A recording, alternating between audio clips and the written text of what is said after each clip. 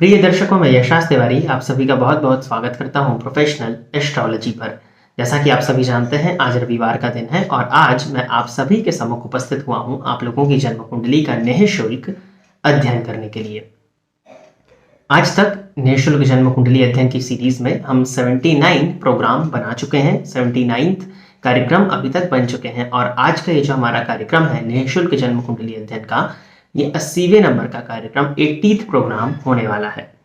साथ ही साथ अगर देखें तो इस कार्यक्रम में ये जो पूरी सीरीज चल रही है इसमें 509 जन्म कुंडलियों का अध्ययन आज तक हो चुका है और आज के इस कार्यक्रम की जो पहली जन्म कुंडली होगी वो 510वें नंबर की जन्म कुंडली होने वाली है। वो दर्शक जो इस वीडियो को देख रहे हैं और अगर आप भी चाहते हैं कि आपकी जन्म कुंडली का अध्ययन मेरे द्वारा निःशुल्क रूप से इस कार्यक्रम में किया जाए, तो आप अपनी डिटेल्स जैसे कि आप अपना नाम, अपने जन्म की तिथि, अपने जन्म का समय और अपने जन्म का स्थान, ये चारों ही चीजें किसी भी एक स्पेसिफिक प्रश्न के साथ में इसी वीडियो के कमेंट सेक्शन में दे दीजिए। हमारी कोशिश यही रहेगी कि जल्दी से जल्दी आपकी जन्म कुंडली का अध्ययन निःशुल्क रूप से मेरे द्वारा किया जाए। साथ ही साथ आपकी डिटेल्स देने के बाद में 3 से 4 महीने का वक्त आपकी जन्म कुंडली का अध्ययन होने में लग जाता है, तो कृपया करके धैर्य का परिचय दीजिएगा। अब हम बिना विलंब किए अपने इस कार्यक्रम की शुरुआत कर लेते हैं और जो 510वें नंबर पर जन्म कुंडली आई हुई है ये ज्योति भारती की आईडी से ऋचा कुमारी की है, परंतु ये जन्म कुंडली का अध्ययन पहले भी हो चुका है। तो हम आगे बढ़ जाते हैं, ये पता नहीं कैसे आ गया। और अगली जन्म कुंडली जो मैं ले लेता हूँ ये विकास जी की जन्म कुंडली है। तो विकास जी आप तैयार रहिए, आपकी जन्म कुंडली मैं ले रहा हूँ। मिशन बैंकर नाम से आईडी थी, डेट ऑफ बर्थ से मिला लीजिएगा 27 अक्टूबर 2003 और समय दिया हुआ है 10:45 AM, सुबह के 10:45, कानपुर सिटी, उत्तर प्रदेश।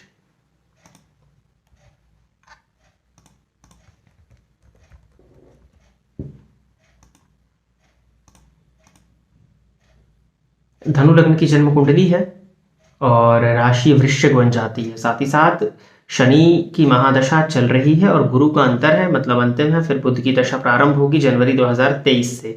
तो शनि में अंतर किसका चल रहा है? गुरु का। और चंद्रमा बैठे हैं 12वें भाव में जाकर के नीच राशि में, फलस्वरूप मानसिक अशांति, और सूर्य भी नीच राशि में बैठे हैं। तो कहीं ना कहीं आत्मविश्वास में भी कमी बहुत ज्यादा दिखाई पड़ रही है कुंडली में।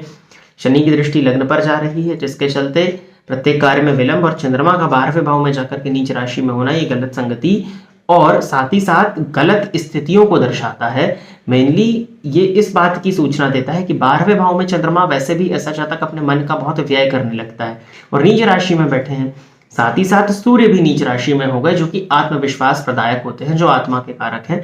लाभ भाव में है, वो लाभस्थ है, ये अच्छी स्थिति है, लेकिन वो कमजोर स्थिति में हो गए। तो सूर्य और चंद्रमा का दोनों का कमजोर हो जाना जन्म कुंडली में 70% समस्याओं का कारण तो यही बन जाते हैं। तो फलस्वरूप कहीं ना कहीं जन्म कुंडली को ये कमजोर बनाने का काम करते हैं। धनु लग्न की कुंडली में विवेक होता है जातक के पास में। लग्नपति जाकर के भाग्य भाव में गुरु बैठ करके लग्न को देख रहे हैं तो लग्न को बल देंगे, और लग्नपति का जाकर के भाग्य भाव में होना बहुत बढ़िया, वो भी गुरु जैसा ग्रह, तो ये अच्छा माना जाता है। तो जो परेशानियां मैंने बताई उसको कम करने का काम तो करेंगे, लेकिन फिर भी सूर्य और चंद्रमा का कमजोर हो जाना, आत्मा और मन का कमजोर हो जाना कहीं ना कहीं दिक्कत देता है। ऊपर से दशा भी शनि की चल रही, वही मैंने आपको शुरू में दशा बताई। प्रश्न की तरफ चलते हैं। प्रश्न इन्होंने पूछा है, नशों की बीमारी लगी हुई है, 1 साल से इलाज चल रहा है, बहुत परेशान है, कब तक ठीक होगी, प्लीज बता दीजिए। नशों की बीमारी होती है क्या? नशों की आदत होती है।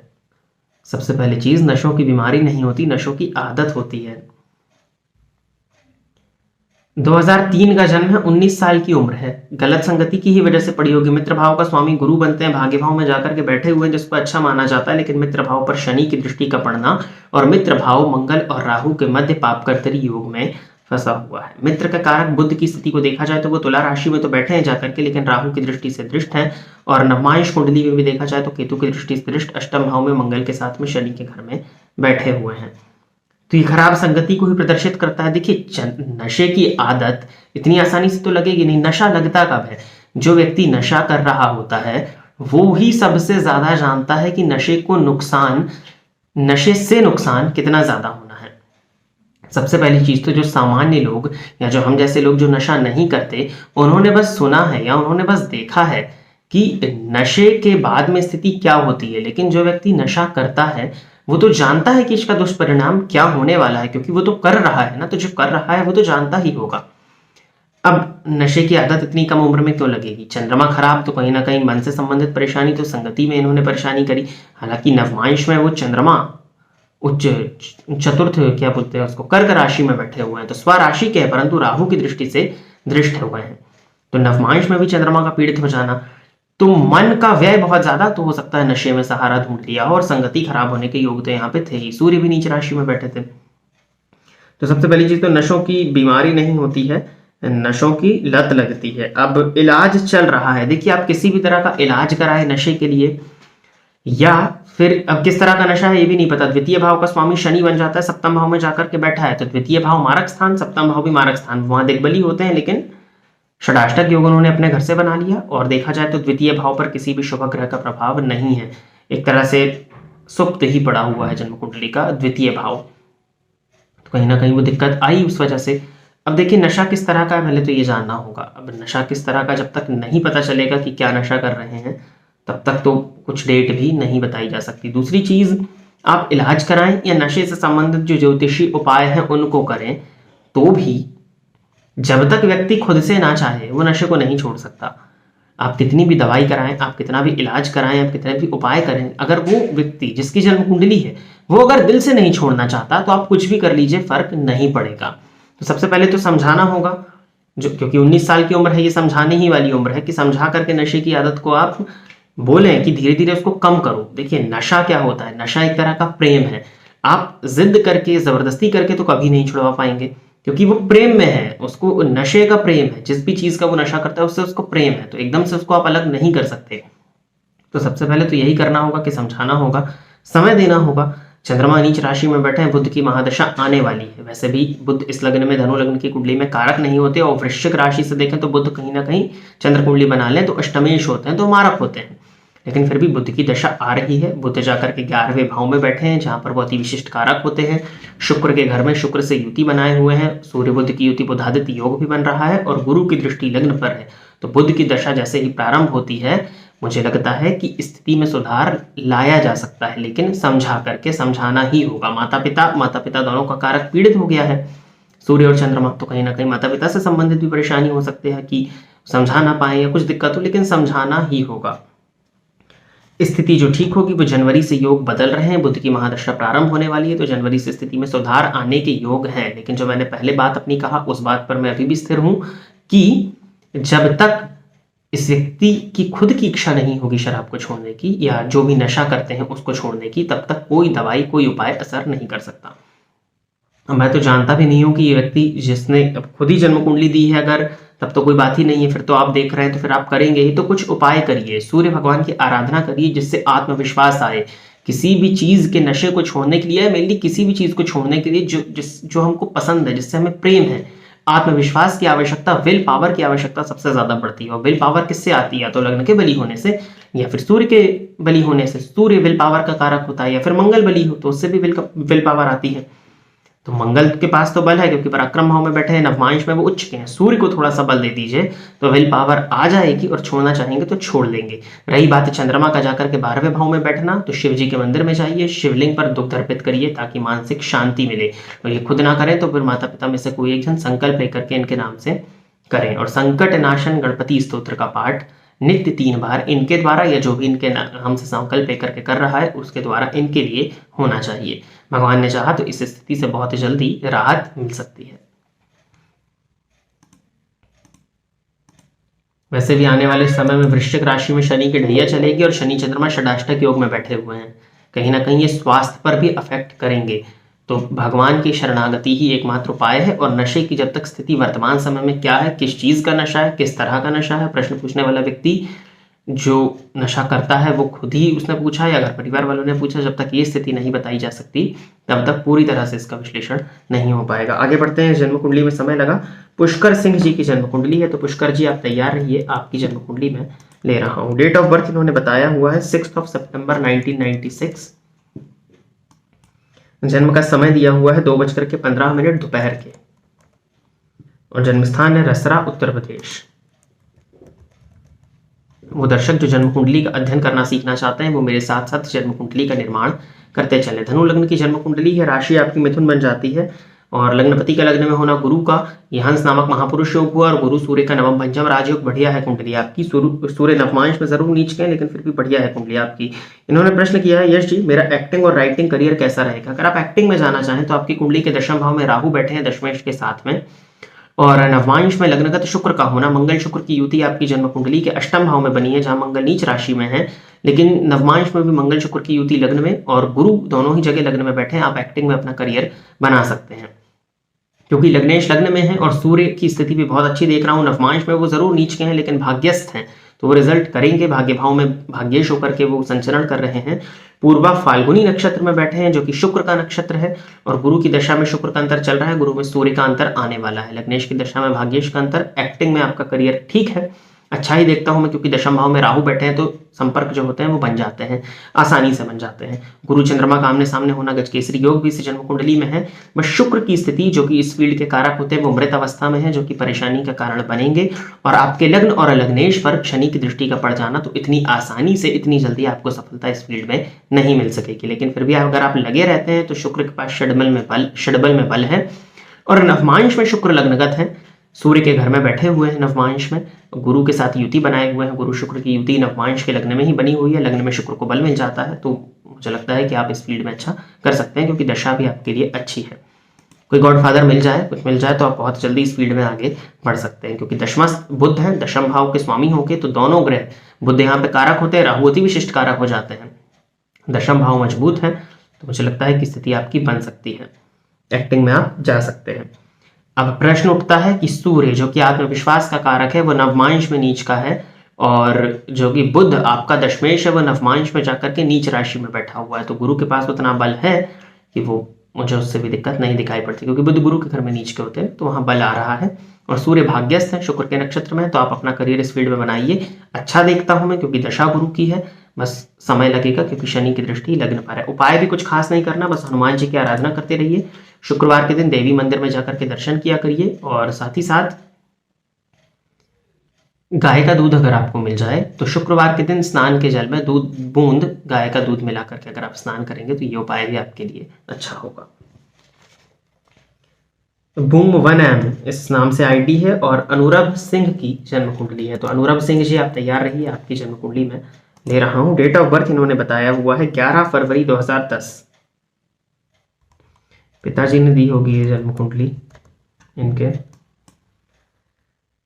1:20 PM Andaman and Nicobar island.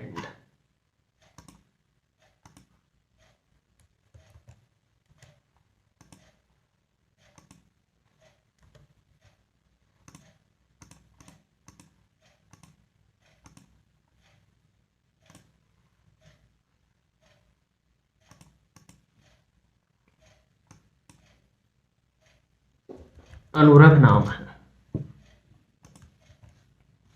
11 फरवरी 2010 13:20।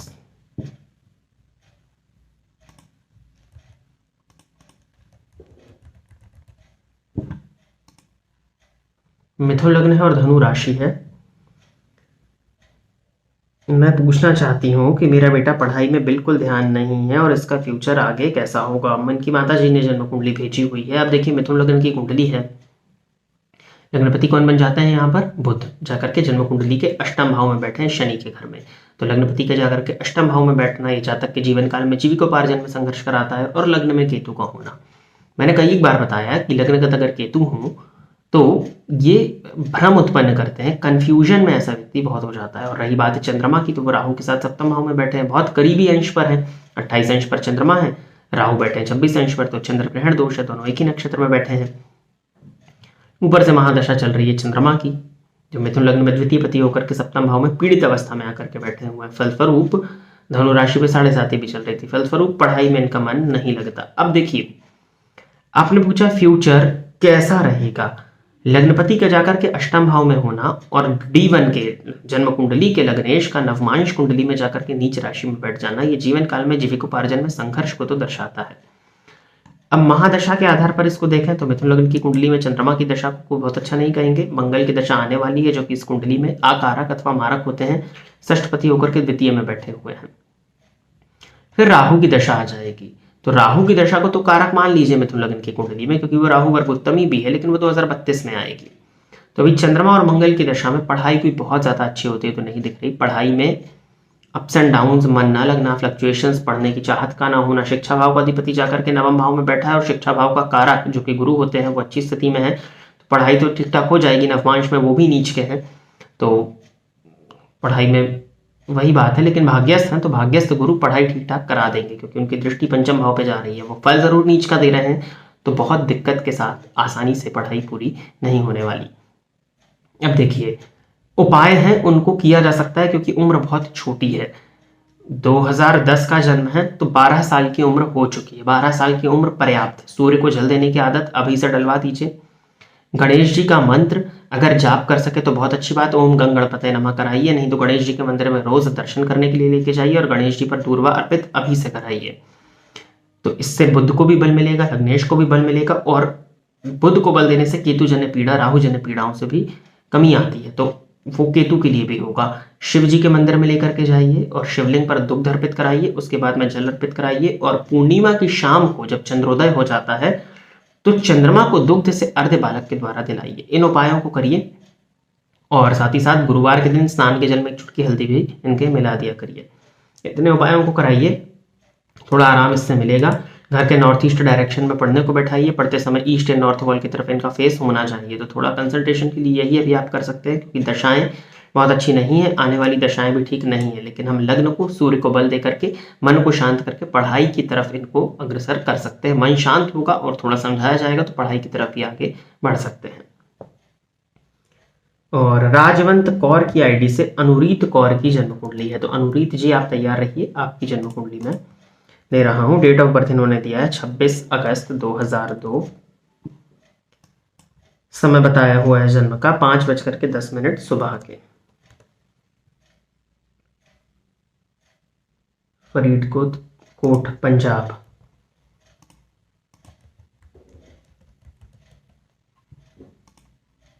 कर्क लग्न है और राशि है मीन। इन्होंने पूछा मेरा करियर कैसा रहेगा। आपको अपनी फील्ड बता देनी चाहिए थी। कर्क लग्न की कुंडली है, लग्न में गुरु बैठे हैं उच्च राशि में, और चंद्रमा आपके जाकर के बैठे हैं भाग्य भाव में। फलस्वरूप लग्नेश और भाग्येश का परिवर्तन है। दशमपति जाकर के द्वितीय भाव में बैठे हैं मंगल। सूर्य मंगल की युति है आपकी कुंडली में, और इस कुंडली का शिक्षा भाव का स्वामी द्वितीय में ठीक है, नवम भाव का स्वामी लग्न में। करियर बहुत अच्छा है आपका, कहीं कोई दिक्कत मुझे नहीं दिखाई पड़ती। बस कर्क लग्न की कुंडली है तो थोड़ा अपनी भावनाओं पर नियंत्रण रखिएगा। पंचम भाव में केतु बैठे हैं और केतु की महादशा लगेगी 2025 के अगस्त के बाद में। तब तक आपकी उम्र 23 ईयर्स की हो जाएगी। तो किसी भी तरह के भटकाव में, पंचम भाव भावनाओं का है, शुक्र आपकी कुंडली में नीच राशि में, तो भावनाओं से बचिए और पुरुष मित्रों से बच करके इस्तेमाल ना हो आपका, इस बात का ध्यान रखें। केतु की महादशा में भटकाव होता है। बुध की दशा में शनि का अंतर प्रारंभ होगा अभी 24 नवंबर से। शनि सप्तमपति होकर के 12वें भाव में बैठे हैं, हालांकि अष्टमेश होकर के भी 12वें बैठे हैं, तो विपरीत योग में है, क्योंकि लग्नेश के पास में बल है, लग्न के पास में बल है। बुध में शनि का अंतर प्रारंभ होगा, चौथे 10वें का संबंध है, समय ठीक है। मानसिक अशांति जरूर होगी, क्योंकि चंद्रमा के मद्रम से ग्रसित है। तो शिव जी की आराधना करते रहिए और हनुमान चालीसा का नित्य 3 पाठ करिए। मंगलवार शनिवार के दिन हनुमान जी के मंदिर में दर्शन करने के लिए जाइए। करियर आपका ठीक है। केतु की दशा में बस बचाव की आवश्यकता है, बाकी तो ठीक है, कहीं कोई दिक्कत नहीं दिखाई देती। और एक और जन्म कुंडली ले लेते हैं, ये करिश्मा सिंह की है। तो करिश्मा जी आप तैयार रहिए, आपकी जन्म कुंडली में ले रहा हूं। डेट ऑफ बर्थ है 24 जनवरी 1997, 2:24 AM,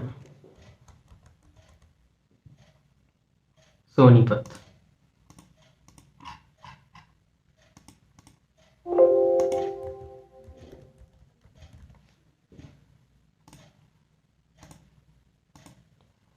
वृश्चिक लग्न है और कर्क राशि है। केंद्र खाली है आपकी जन्म कुंडली का। प्रश्न क्या किया है, आफ्टर मैरिज मेरा फाइनेंशियल स्टेटस कैसा रहेगा। फाइनेंशियल स्टेटस में मैरिज का क्या लेना देना, आफ्टर मैरिज क्यों, इसका तो ये मतलब समझ में आता है कि आप पूछना चाह रही हैं कि आपके जो होने वाले पति होंगे उनकी फाइनेंशियल कंडीशन कैसी होगी, यही तो पूछना है आपका। फाइनेंशियल स्टेटस आफ्टर मैरिज का क्या मतलब है? देखिए, इस कुंडली में केंद्र खाली है, लग्न का मान एक अंश है, लग्नेश जाकर के लाभ भाव में है, लाभपति धन भाव में है और धनपति पराक्रम भाव में नीच राशि में बैठे हैं, लेकिन नवमांश में स्वग्रही है। तो लग्नेश का जाकर के लाभ भाव में बैठना मंगल राहु की युति, ऐसा जातक आजीवन लाभ के लिए लगा रहेगा और लाभपति का धन भाव में जाकर के बैठना महाधनी योग इस कुंडली में तो है। अब आफ्टर मैरिज से आपका क्या संबंध है? अष्टम पति अष्टम को देख रहे हैं तो पति की आर्थिक स्थिति को भी मैं ठीक समझता हूँ। पांचवें और तीसरे भाव के स्वामी का परिवर्तन है आपस में, तो आपका पांचवा भाव पति का लाभ हो गया, तो अच्छा ही दिख रहा है। फाइनेंशियल कंडीशन जब आपकी कुंडली में अच्छा है और पैतृक संपत्ति इत्यादि भी अगर आपको मिली हुई है या परिवार सक्षम है जो कि इस कुंडली में दिखाई पड़ रहा है, तो ऑब्वियस सी बात है फिर ऐसे परिवार में शादी होगी जहाँ फाइनेंशियल कंडीशन अच्छी होगी, तो उसके लिए ज़्यादा देखने की आवश्यकता नहीं है। हाँ, फाइनेंशियल कंडीशन धन की स्थिति इस कुंडली में अच्छी है। रही बात केतु की दशा, वृश्चिक लग्न की कुंडली, केंद्र का खाली होना और लग्न का मान एक अंश होना, ये जीवन काल में संघर्ष कराता है। चीज़ें जो होती है लाइफ में बहुत देर से मिलती है। पंचम भाव में शनि केतु की युति हो गई है, श्रापित दोष बना है। पेट का ध्यान रखिए, पेट से संबंधित परेशानी, पेट में ऑपरेशन, पैरों से संबंधित परेशानी, पैरों में दर्द, घुटने के नीचे वाले हिस्से में परेशानियां हो सकती हैं, तो उसका ध्यान रखें। फाइनेंशियल कंडीशन को लेकर के ज़्यादा सोचने की आवश्यकता नहीं है। तो प्रिय दर्शकों, इतनी ही जन्म कुंडली का अध्ययन करने के लिए आज मैं आप सभी के समक्ष उपस्थित हुआ था। आशा करता हूं कि जितने भी लोगों की जन्म कुंडली का अध्ययन मेरे द्वारा इस निःशुल्क कार्यक्रम में हुआ वो सभी संतुष्ट होंगे। अगर आप भी चाहते हैं कि आपकी जन्म कुंडली का अध्ययन मेरे द्वारा निःशुल्क रूप से इस कार्यक्रम में किया जाए, तो आप अपने जन्म का विवरण, जैसे कि आप अपना नाम, अपने जन्म की तिथि, अपने जन्म का समय, अपने जन्म का स्थान, ये चारों ही चीज़ें किसी भी एक स्पेसिफिक प्रश्न के साथ में इसी वीडियो के कॉमेंट सेक्शन में दे दीजिए। हमारी कोशिश यही रहेगी कि जल्दी से जल्दी आपकी जन्म कुंडली का अध्ययन मेरे द्वारा इस निःशुल्क कार्यक्रम में किया जाए। अगर आप कार्यक्रम देखते हैं और अगर आपको कार्यक्रम अच्छा लगता है तो इस वीडियो को लाइक करिए, ज़्यादा से ज़्यादा लोगों के साथ में शेयर करिए और चैनल को सब्सक्राइब करिए। आज के लिए बस इतना ही रखते हैं। अगले सप्ताह पुनः आप सभी के सम्मुख में उपस्थित रहूंगा आपकी जन्म कुंडली का अध्ययन करने के लिए। नमस्कार। फोन पर बात करके कुंडली दिखाने के लिए एवं ज्योतिष से संबंधित अन्य सर्विसेज के लिए आप स्क्रीन पर दिए गए नंबर पर कॉल या व्हाट्सएप करके पर्सनल अपॉइंटमेंट ले सकते हैं। अब आप YouTube के साथ साथ Facebook और Instagram पर भी मेरे अकाउंट को फॉलो कर सकते हैं, जहां पर आपको ज्योतिष से संबंधित जानकारी मिलती रहेगी।